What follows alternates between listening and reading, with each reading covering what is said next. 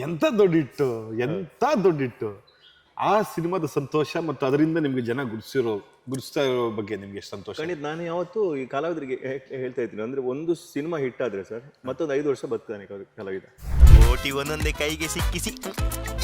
ಈಗ ನಮಗೊಂದು cinema hit ಆದ್ರೆ ಇನ್ನೊಂದು 5 ವರ್ಷ ಇನ್ನು ಬದುಕ್ಬೋದು. ಇಲ್ಲಾಂದ್ರೆ ಯಾರಾದ್ರೂ ಬಂದೇ ಬರ್ತಾರೆ ಒಂದು ಜಾಗಕ್ಕೆ. ಸೊ ಈಗ ಕಾಂತಾರ ಆದ್ಮೇಲೆ ಸೂ ಫ್ರಮ್ ಸೋ ಬಂತು, ಅದು ಹಿಟ್ ಆಗಿದೆ. ಇವಾಗ ಚಾಪ್ಟರ್ 1 ಬಂದಿದೆ, ಇದು ಹಿಟ್ ಆಗಿದೆ. ಸೊ ನಮಗೇನು ಬದುಕಲಿಕ್ಕೆ ಇನ್ನೂ ಅವಕಾಶ ಇದೆ. ಸೂ ಫ್ರಮ್ ಸೋನು ನಾವು ಶೂಟಿಂಗ್ ಟೈಮಲ್ಲಿ ಡೆಫಿನೆಟ್ ಆಗಿ ತಿಳ್ಕೊಳ್ಳಿ, ಈ ಸಿನಿಮಾ ಹಿಟ್ ಆಗುತ್ತೆ.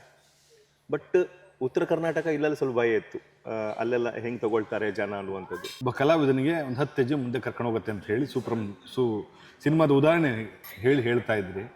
ಹೌದು, ಆ ಸಿನಿಮಾದ ನೋಡಿ ಅವನು ಹಾಗೆ, JPನೂ ಹಾಗೆ. ನಾವೆಲ್ಲ ಒಂದೇ ತಂಡ, ನಾಟಕದವರು ಒಂದೇ ತಂಡದಲ್ಲಿ ಸುಮಾರು 15-16 ವರ್ಷ ದುಡಿತಾ ಇದ್ವಿ. ಸೊ ನಾಟಕ, ನಮ್ದು ಟೀಮಲ್ಲಿ ನಾಟಕ ಬರೀತಿದ್ದ, ಡೈರೆಕ್ಷನ್ ಮಾಡ್ತಿದ್ದ. ಅವನಿಗೆ ತುಡಿತಾ ಇತ್ತು ಏನಾದರೂ ಮಾಡಬೇಕು ಅನ್ನುವಂಥದ್ದು. ಬರೀ ಬಂದು ಆ್ಯಕ್ಟ್ ಮಾಡಿ ಹೋಗೋದು ಇದಲ್ಲ, ಏನಾದರೂ ಮಾಡಬೇಕು ಇದರಿಂದ, ನಾನು ಕಾಲೇಜಿನಾಗ ಹುಟ್ಟಿದ್ದೀನಿ, ನಾನು ಏನಾದರೂ ಮಾಡಬೇಕು ಇಲ್ಲಿಂದ ಅಂತ ಒಂದು ತುಡಿತಾ ಇತ್ತು. ಯಾವಾಗ ರಾಜಸ್ಥಾನದ ಪರಿಚಯ ಆಗುತ್ತೆ ಅವನಿಗೆ, ಆಮೇಲೆ ಅವ್ರ ಜೊತೆನೇ ಇದ್ದು ಎಲ್ಲ ಕಲ್ತ್ಕೊಂಡು ಆ ಸ್ಕ್ರಿಪ್ಟು 6 ವರ್ಷ ಹಿಂದೆ ಬರ್ತಿದ್ದ ಅವನು. ಸೂ ಫ್ರಮ್ ಸೋ 6 ವರ್ಷ ಹಿಂದೆ ನಮಗೆ ಕತೆ ಹೇಳಿದ್ದ. ಒಂದಷ್ಟು ಕಾರಣಗಳಿಂದ ಅದು ಮುಂದೆ ಹೋಗ್ತಾನೆ ಇತ್ತು, ಅಂದರೆ ನೆಕ್ಸ್ಟ್ ಇಯರ್ ಹಂಗೆ. ಬಟ್ ಆ ಟೈಮನ್ನು ಅವನು ವೇಸ್ಟ್ ಮಾಡಿಲ್ಲ, ಅದನ್ನು ಆ ಸ್ಕ್ರಿಪ್ಟ್ನ ಇನ್ನೂ ಡೆವಲಪ್ ಮಾಡ್ತಾನೇ ಇತ್ತು. ಟೈಮ್ ಸಿಕ್ತು ಆ್ಯಂಡ್ ಅವ್ನು ಪೇಷನ್ಸ್ ಇತ್ತು. ಇನ್ನೊಂದು ಆ ಪೇಷನ್ಸಲ್ಲಿ ಇದ್ದವನು, ಓಕೆ ಇಲ್ಲದೆ ಇದಾಗಲ್ಲ ಗುರು ಅನ್ನೋದು, ಬೇರೆ ನಾವು ಕೆಲಸ ನೋಡೋಣ ಅಂತ ಹೋಗಿದ್ದೆ. ಅವ್ನಿಗೆ ಇರ್ತಾ ಇರಲಿಲ್ಲ ಇಂಡಸ್ಟ್ರಿಯಲ್ಲಿ. ಬಟ್ ಅವನ ಹತ್ರ ಆ ಕಾನ್ಫಿಡೆನ್ಸ್ ಇತ್ತು, ಈ ಪ್ರೊಡಕ್ಷನ್ ಹೌಸ್ ಮೇಲೆ ಕಾನ್ಫಿಡೆನ್ಸ್ ಇತ್ತು, ಅವನ ಮೇಲೆ ಅವನಿಗೆ ಕಾನ್ಫಿಡೆನ್ಸ್ ಇತ್ತು. ಇಂಪ್ರೂವ್ ಮಾಡ್ತಾ ಹೋದ. 6 ವರ್ಷ ಆಯಿತು, ದಿನ ಬಂತು, ಅದಕ್ಕೆ ಆಯಿತು, ಹಿಟ್ ಆಯಿತು. ಎಷ್ಟು ನಂಬಿಕೆ ಹುಟ್ಟಿಸ್ತು ಸೂ ಫ್ರಮ್ ಸೋ ಅಂದರೆ ಸರ್, ನಾನು ಹೇಳ್ತಾ ಇರೋದು, ನಿನ್ನ ಸಿನಿಮಾಗಳೆಲ್ಲ ಓಡಲ್ಲ ಗುರು, ಭಾಳ ಕಷ್ಟ ಇದೆ ಗುರು, ತುಂಬ ಕಷ್ಟ ಗುರು. OTT ಓಡಲ್ಲ, TV ಓಡಲ್ಲ, ನೋಡ್ದೇನಪ್ಪ ನಮ್ಮನ್ನ ರೀಲಲ್ಲೇ ಕಲ್ತ್ಬಿಡ್ತಾರೆ ಜನ ಅಂತ ಅನ್ಕೊಳ್ತಾ ಇದ್ವಿ. ನಾನೊಬ್ಬ ಸಿನಿಮಾ ಪ್ರೇಮಿಯಾಗಿ ತುಂಬ ಹತಾಶೆ. ನಂತರ ತುಂಬ ಜನ ಹೌದು ಸಿನಿಮಾ ಮಾಡೋರಿಗೂ ಆ ಥರ ಎಲ್ಲ ಆಗೋಗಿತ್ತು. ಸೂ ಫ್ರಮ್ ಸೋ ಎಂಥ ದೊಡ್ಡ ಎನರ್ಜಿ ಟಾನಿಕ್ ಅನ್ನೋದಾದರೆ ಸರ್, ಯಾಕೆ ಗೆಲ್ತಾವ ನೀವು ಇದನ್ನು ಸರಿ ಮಾಡ್ಬೇಕು ಅನ್ಸುತ್ತೆ ಸರ್. ಅದರಲ್ಲಿ ಯಾವ ನಾಯಕ ಅನ್ನೋ ವಿಚಾರ ಇರಲಿಲ್ಲ, ಪೋಸ್ಟ್ರಲ್ಲೇ ನೀವು ತೋರಿಸಿದ್ರಿ, ಹೀರೋ ಯಾವುದು ತೋರಿಸಲಿಲ್ಲ.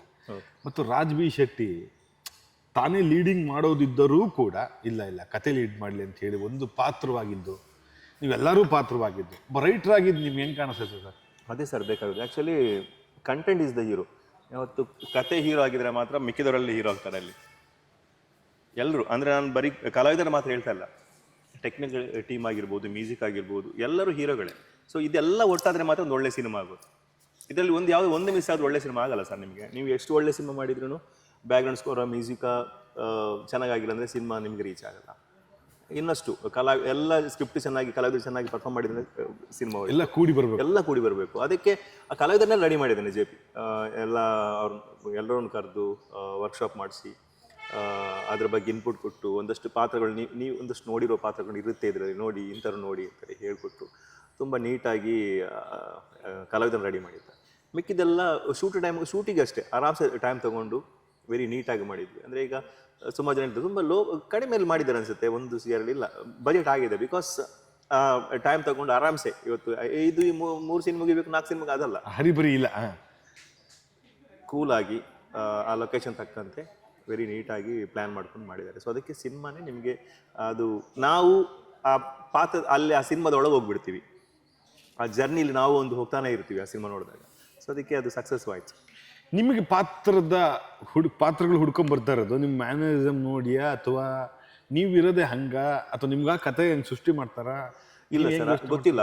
ಅದು ಬರಿಬೇಕಾದ್ರೆ ಕೆಲವರು ಹೇಳ್ತಾರೆ, ಅಂದರೆ ಕೆಲವು ಸರ್ ನಿಮ್ಮ ನೆನೆಸ್ಕೊಂಡು ಬರ್ದಿದ್ದೀವಿ ಅಂತ, ಅದು ಇರ್ಬೋದು, ತಪ್ಪು ಅಂತಲ್ಲ. ಬಟ್ ನನ್ನ ಪ್ರಕಾರ ನೆನೆಸ್ಕೊಂಡು ಯಾವತ್ತು ಬರಿಬಾರ್ದು ಸರ್, ಬರಿಬಾರ್ದು ನನ್ನ ಪ್ರಕಾರ. ಅಂದರೆ ಗೊತ್ತಿಲ್ಲ, ಇವಾಗ ನಿಮಗೆ ಒಂದು ಪಾತ್ರ ನಾನು ಬರೆದಿದ್ರೆ ನಿಮ್ಮ ನೆನೆಸ್ಕೊಂಡು, ಸಪೋಸ್ ನಾನು ಸಿನಿಮಾ ಶೂಟ್ ಮಾಡೋ ಟೈಮ್ ನೀವು ಸಿಕ್ಕಿಲ್ಲ ಅಂದರೆ ಆ ಪಾತ್ರ ಡೆಪ್ತ್ ಅವನಿಗೆ ಅದೇ ಇರುತ್ತೆ ತಲೆಯಲ್ಲಿ. ಸೊ ಪಾತ್ರ ಅಂತ ಬರೆದಾಗ ಮಾತ್ರ ಯಾರ ಹತ್ರ ಮಾಡಿಸ್ಬೋದು. ನಮಗೆ ಒಂದು ಪಾತ್ರ ಈ ಥರ ಬೇಕು ಅಂತ ಬರೆದಾಗ ಯಾರ ಹತ್ರ ಮಾಡಿಸ್ಬೋದು. ನನ್ನ ಬಾಡಿ ಲ್ಯಾಂಗ್ವೇಜ್, ನಾನು ಕೊಡೋ ಡೈಲಾಗ್ ಡೆಲಿವರಿಗೆ ತಲೆ ಇಟ್ಕೊಂಡು ಬರೆದ್ರೆ ಸೊ ಎಲ್ಲೋ ನಿಮಗೆ ನೋಡಿದಾಗಲೆಲ್ಲ ಮಿಸ್ ಹೊಡಿಯುತ್ತೆ ಅನ್ನೋ ಥರ ಆಗುತ್ತೆ ಶೂಟಿಂಗ್ ಟೈಮಲ್ಲಿ ಅಥವಾ ಸ್ಕ್ರೀನಲ್ಲಿ ನೋಡಿದಾಗ. ಸೊ ಅದಕ್ಕೆ ಪಾತ್ರನ ಕ್ರಿಯೇಟ್ ಮಾಡಬೇಕಷ್ಟೆ, ಅದು ಯಾರು ಮಾಡಬೇಕು ಅಂತ ಆಮೇಲೆ ಡಿಸೈಡ್ ಮಾಡಬೇಕು ನಾವು, ಇದು ಯಾರು ಮ್ಯಾಚ್ ಆಗ್ತಾರೆ ಅನ್ನುವಂಥದ್ದು. ಸೊ ಒಂದಷ್ಟು ಪಾತ್ರಗಳು ನಮ್ಗೆ ಹಾಗೆ ಬಂದಿದೆ.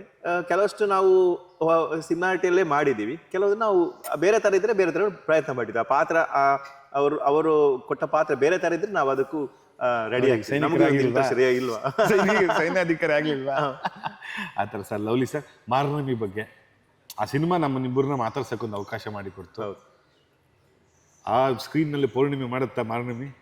ಖಂಡಿತ ಸರ್. ಒಂದು ಒಳ್ಳೆ ಸಿನಿಮಾ, ಒಂದು ಒಳ್ಳೆ ಕಂಟೆಂಟ್ ಇದೆ. ಆ್ಯಂಡ್ ರಿಷಿ ಶೆಟ್ಟಿ ಅವರು ಒಂದಷ್ಟು ವರ್ಷ ಇಂಡಸ್ಟ್ರಿಯಲ್ಲಿ ಕಲ್ತ್ಕೊಂಡು ಬಂದವರು, ಕೋ ಡೈರೆಕ್ಟರ್ ಆಗಿ, ಅಸಿಸ್ಟೆಂಟ್ ಡೈರೆಕ್ಟರ್ ಆಗಿ ಎಲ್ಲ ದುಡಿದವರು, ಎಕ್ಸ್ಪೀರಿಯನ್ಸ್ ಇದೆ. ಆ್ಯಂಡ್ ಸುದಿ ಆರ್ಯನ್ ಅವರೆಲ್ಲ ಲೈನ್ನ ಅವರೆಲ್ಲ ಕೂತು ಡೆವಲಪ್ ಮಾಡಿ ಒಂದಷ್ಟು ಮೊದಲೇ ನನಗೆ ಅವರು ಇಲ್ಲಿ ಮಾತಾಡ್ಕೊಂಡಿದ್ರು.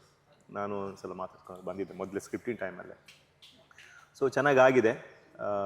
ರಿತಿಕ್ ಅವರು ನಮ್ಮ ಮಂಗಳೂರು ಸೊಗಡನ್ನು ಅವರು ತುಂಬ ಕಷ್ಟಪಟ್ಟೆಲ್ಲ ಕಲಿತು ಎಲ್ಲ ಮಾಡಿದ್ದಾರೆ. ಒಂದು ಒಳ್ಳೆ ಹೋಪ್ ಇದೆ ಸಿನಿಮಾ ಚೆನ್ನಾಗಿ ಬರುತ್ತೆ ಅಂತ. Super sir. ಸರ್, ಇದು ಕ್ರಿಟಿಕ್ ಕ್ವೆಶನ್. ನಿಮಗೆ ಇದನ್ನ ಕೋಪ ಬರ್ಸ್ಬೋದು ಅಂತ ಅನ್ಸುತ್ತೆ. ಯಾಕಂದರೆ ಸೋಷಿಯಲ್ ಮೀಡಿಯಾದಲ್ಲಿ ಒಂದಷ್ಟು ಕಾಲೆಳೆ ಮಂದಿ ಇದನ್ನ ಕೇಳ್ತಾನೆ ಇರ್ತಾರೆ. ಏನು ಗುರು, ಮಂಗಳೂರವ್ರ ಕಾಲ ನಡೀತಿದ್ಯಾ ಇಂಡಸ್ಟ್ರಿಯಲ್ಲಿ, ಅವ್ರ ಸಿನಿಮಾ ಮಾತ್ರ ಗೆಲ್ತಿದ್ಯಾ? ಇದಕ್ಕೆ ನಿಮ್ಮ ಉತ್ತರ? ಇದಕ್ಕೆ ಏನಂತ ಹೇಳಿ ಸರ್, ನನ್ನ ಪ್ರಕಾರ ಒಂದು ಒಳ್ಳೆ ಕತೆ ಮಾಡಿಕೊಂಡು ನೀಟಾಗಿ ಪ್ರೆಸೆಂಟ್ ಮಾಡಿದರೆ ಎಲ್ಲ ಸಿನಿಮಾ ಗೆಲ್ಲುತ್ತೆ ಸರ್. ಅದಕ್ಕೆ ತುಂಬ ಉದಾಹರಣೆಗಳಿದೆ. ಇವಾಗ ಬೇರೆ ಒಂದಷ್ಟು ಹಿಟ್ ಆಗಿದಲ್ಲ ಸರ್, ಬೇರೆ ಸಿನಿಮಾಗಳು ಹಿಟ್ ಆಗಿದೆ. ಈಗ ಮಂಗಳೂರು ಏನು ಈಗ ಶೆಟ್ಟಿ ಅಂತಿದ್ದಾರೆ, ಅವ್ರು ಬರೋ ಮುಂಚೆ ಸುಮಾರು ಸಿನಿಮಾ ಹಿಟ್ ಆಗಿದೆಯಲ್ಲ ಸರ್. ಸೊ ಅದಕ್ಕೆ ಇದು ಮಾಡೋಕ್ಕಾಗಲ್ಲ, ಅಂದರೆ ಟೈಮ್ ತಗೊಳ್ತಿಲ್ಲ ಅನಿಸುತ್ತೆ ನನಗೆ ಕೆಲವೊಂದು ಸಲ.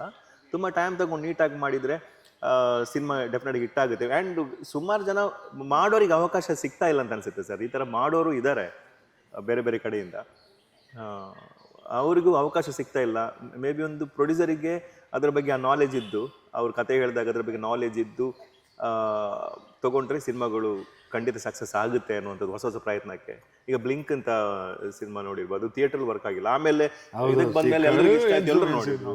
ದಿಯಾ ಹಂಗೆ ಆಯಿತು. ಸೊ ಒಂದಷ್ಟು ಸಿನಿಮಾಗಳು ಇದೆ, ಇಲ್ಲ ಅಂತಲ್ಲ. ಬಟ್ ಅದನ್ನೇ ನಾವು ಆಡಿಯನ್ಸ್ ಆಗಿನೂ ಸಪೋರ್ಟ್ ಮಾಡಬೇಕು,